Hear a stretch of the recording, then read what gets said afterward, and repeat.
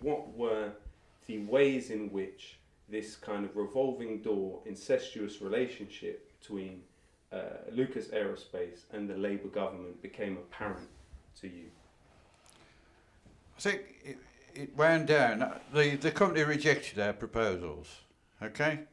But we'd been successful in getting a lot of publicity, so we kept them at bay but in the end it was bound to catch up. You know, these organisations, these ideas only have a limited lifespan, don't they? Yes. That's my experience, and I think Lucas were playing the waiting game, you see, and they thought, well, there's change in politics. There's change in politics with Ben going, Wilson coming in. He's a technocrat, you know. He's and Kaufman again, one of his ministers, who I'd met, and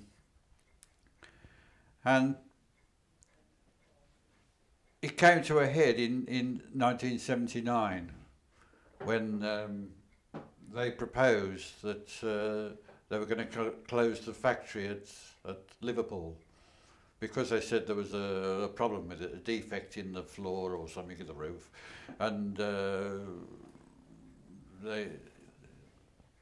wasn't the work for the people. So it was at that stage that where they were talking about getting rid of 2,000 people, both there and in Coventry in the electrical division, that the official movement started to get involved.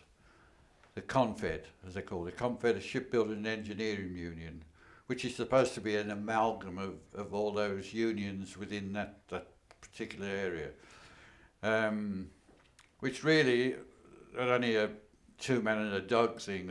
They don't operate on a you know, a day-to-day basis, but it was there if you wanted to use, and they used that to legitimise, if you like, the combine.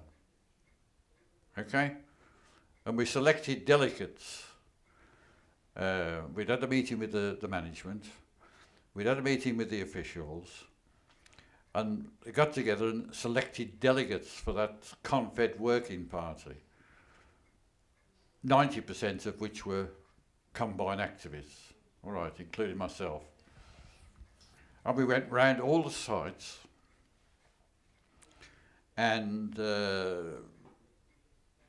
got all the information which we felt was necessary, and supplied questionnaires to the management, which they had to answer. And after we'd finished that exercise, went around all the sites, we produced this booklet, this report, and that was from the 14-man Confed committee, which comprised, as I said, mainly of Combine people. And we went through and dismissed the claims of management, and put forward alternatives. And we also pointed out about the finance and everything. Yeah. So it was a comprehensive report, if you like, which I think it took some doing. You know, we all sat down at North East London Poly and drafted it up between us, the 14-man. And you got people there who hadn't done too much, you know, off the shop floor, hadn't done too much sort of writing. They'd used their skills in a far more better way than writing up things like this. But, you know, this was a complete breakdown of what the company was saying and our answer to it, which involved the corporate plan products. And that was presented to the management, and it was presented to government as well, Kaufman, who was the Minister for Industry. And of course, what happened was that they took the notice of it, virtually, and they did things which they normally do, which was come to an agreement between the Department of Trade and Industry and the full-time officials and the management and they agreed that there be 500 job loss and that the government would pay them 8 million. So they were paying them to destroy jobs. And they set up a new factory, which was rent-free for 5 years, I think it was, in the district of Huyton. And who was the MP for Huyton? Harold Wilson. Harold Wilson. Yeah. What a coincidence, isn't it? So that was the outcome, if you like. We were stitched up. So that's what they set up, a working party, but then proceeded to sack Ernest Scarborough, who was secretary of the Combine and also who was the secretary of this Comfed working party. And then the working party decided we ain't going to go on if you're going to start sacking people, you know.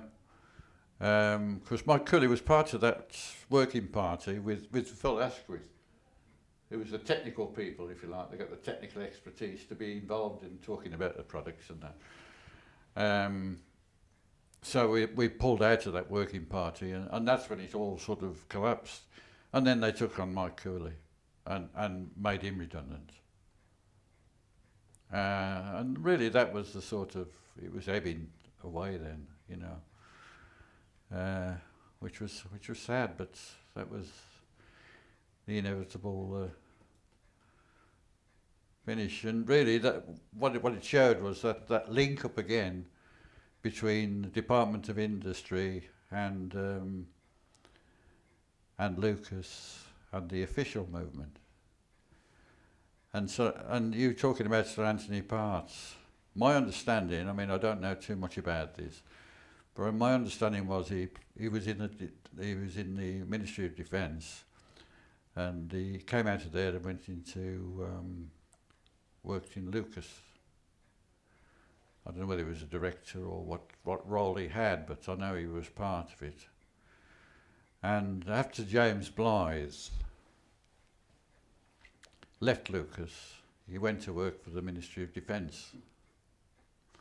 So, as you say, that rotating draw, Kareem, that's what it was. You got that unholy trinity, as I say. You know, there's the three.